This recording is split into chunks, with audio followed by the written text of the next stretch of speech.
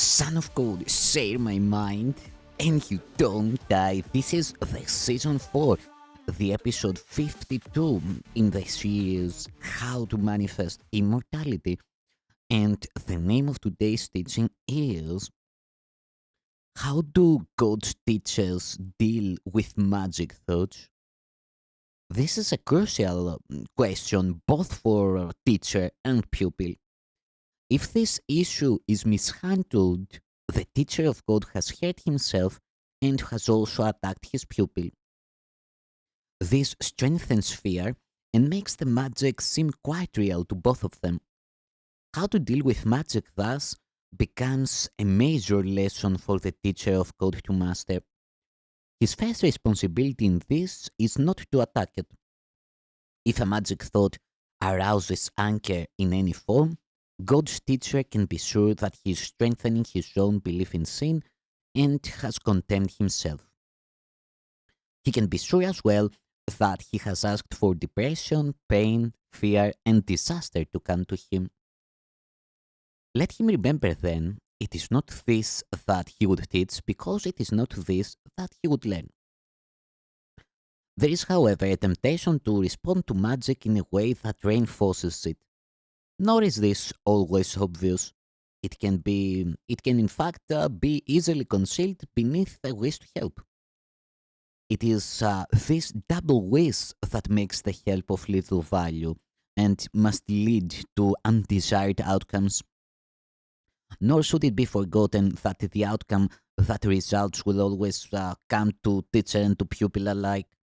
How many times has it been emphasized that you give but to yourself? And where could this be better shown than in the kinds of help the teacher of God gives to those who need his aid? Here is his gift most clearly given him, for he will give only what he has chosen for himself.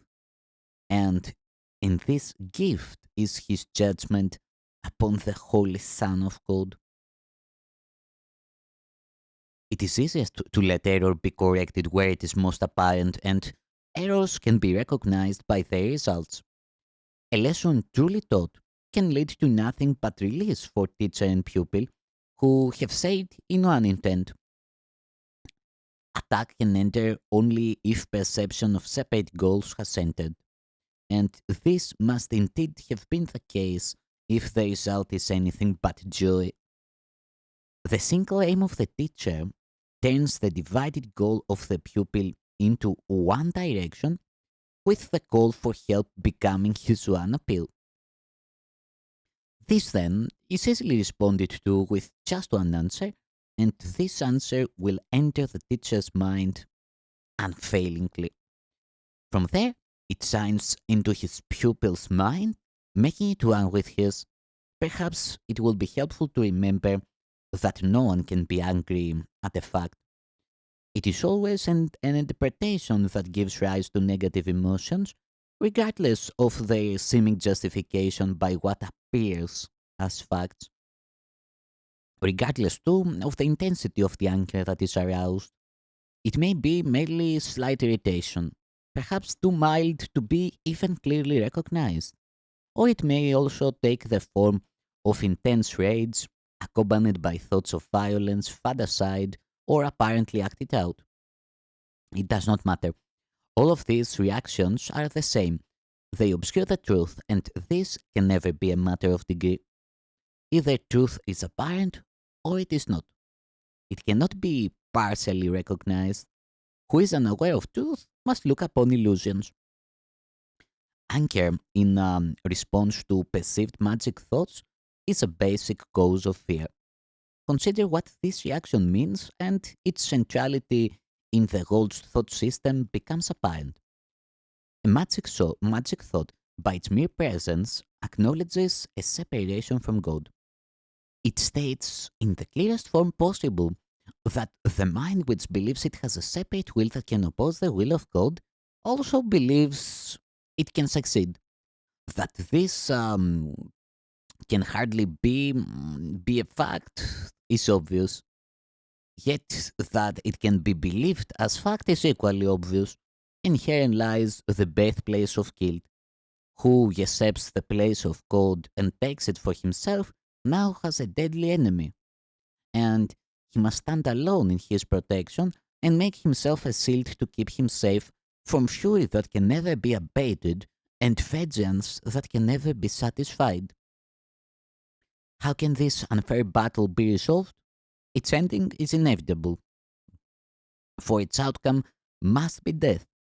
How then can one believe in one's defenses? Magic again must help.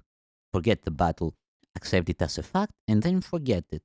Do not remember the impossible odds against you. Do not remember the intensity of the enemy, and do not think about your fate in comparison. Accept your separation, but do not remember how it came about.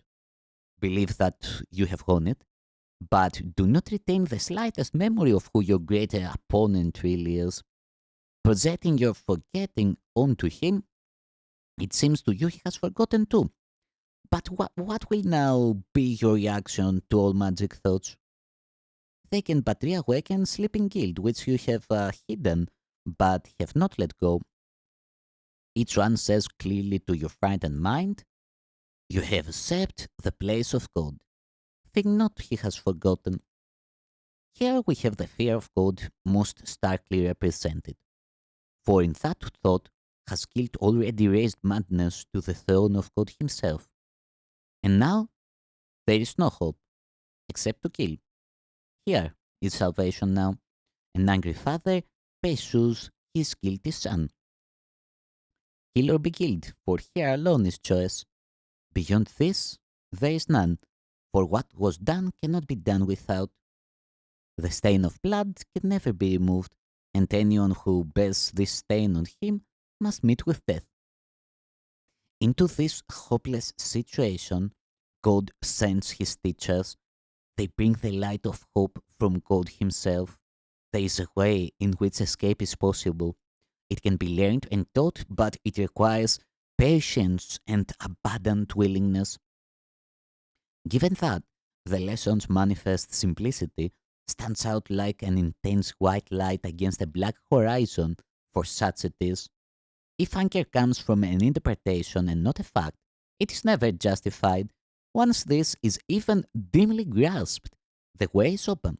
Now, it is possible to take the next step. The interpretation can be changed at last. Magic thoughts need not lead to condemnation, for they do not really have the power to give rise to guilt, and so they can be overlooked and thus forgotten in the truest sense. Madness but seems terrible. In truth, it has no power to make anything. Like the magic which becomes its servant, neither attacks nor protects. To see it and to recognize its thought system is to look on nothing. Can nothing give rise to anger? Hardly so.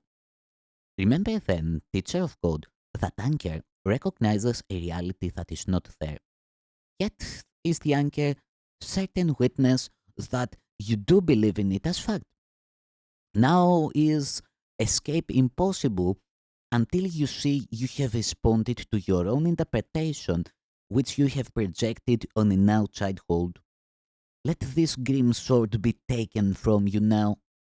There is no death. The sword does not exist. This sword does not exist. The fear of God is causeless, but his love is cause of everything beyond all fear and thus forever real and always true.